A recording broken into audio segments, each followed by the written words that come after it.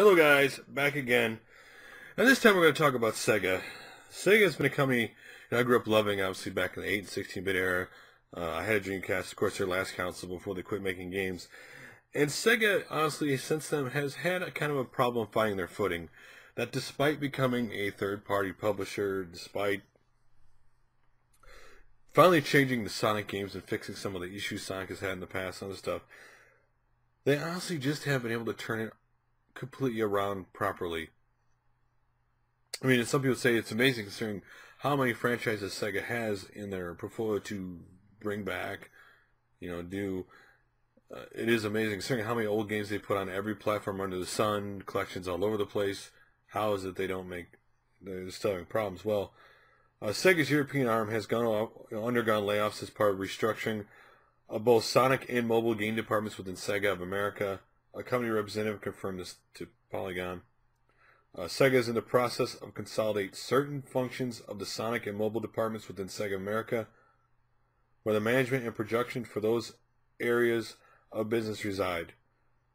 As a part of the strategy, a limited number of redundancies have taken effect in a European office based in London. The company experienced layoffs late last year, with an unspecified number of employees made redundant of Sega America, described by Sega as a reaction to the ever-changing environment of the gaming industry. Basically meaning they're not making as much money as they want to make, so they need to lay people off. Sega has already closed offices throughout Europe and Australia in 2012 as part of a shift in focus towards its four key franchises: Sonic, Aliens, Total War, and Football Manager, alongside new and existing digital titles. Now here's what I'm going to say. Yakuza, I'm amazed Yakuza's not on this list because it should be.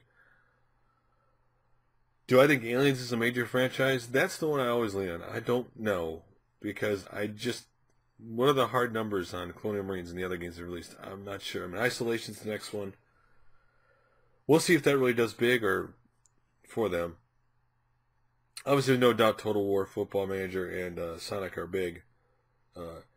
Earlier this year, Sega Sammy Holdings, which is really the name of the company that Sega is, adjusted its projected financial results from expected net sales of 485 billion yen to 377 billion yen, a increase of 108 billion yen, due to postponed sales of pachinko machines and pachinko slot, again, very popular in Japan market, and Sega still is in the arcade market in Japan, and whereas, over here, like in the States, the arcade market is kind of up and down.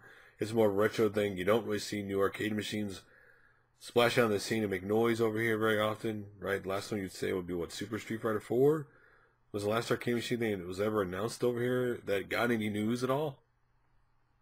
But, so, what's interesting in this article was about the Sonic's next game. Sega's next entry in Sonic the Hedgehog franchise, Sonic Boom, is in development by a pair of Western studios for the Wii U and the 3DS. Basically, the Wii U version of the game is developed by Los Angeles studios Big Red Button, while the 3DS version is being a San Francisco-based studio called Zanzara Games, set to develop the title. Both are being developed in collaboration with the core Sonic team.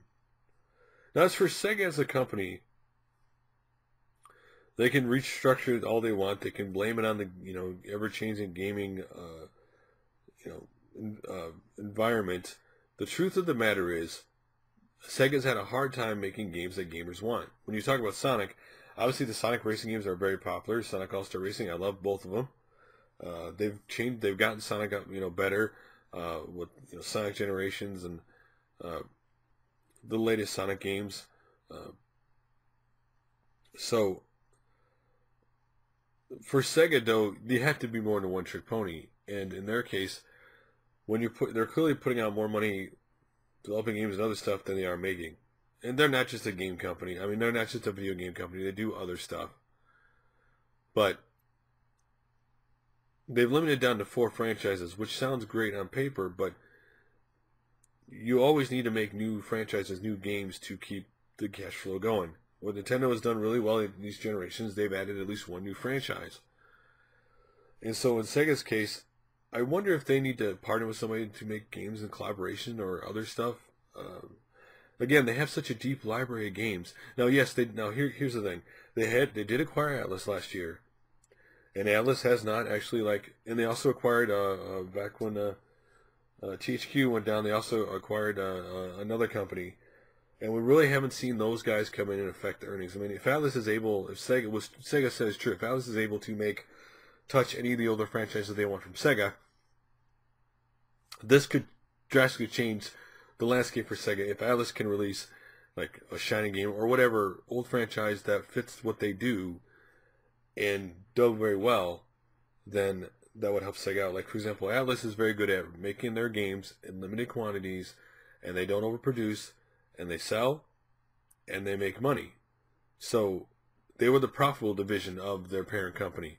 And so if them and plus the other studio that the THQ sale they bought, if they're able to add to Sega's earnings very profitably or good, then Sega could shift it around. But again, it is disheartening that they've had to lay off people, but in the current business environment with the way things are going, especially the video game market, with so many studios shutdowns followed up over the years, they do need to stay profitable.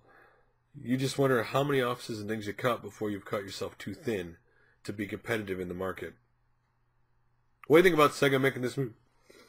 Are you just worried that Sega's going to go under?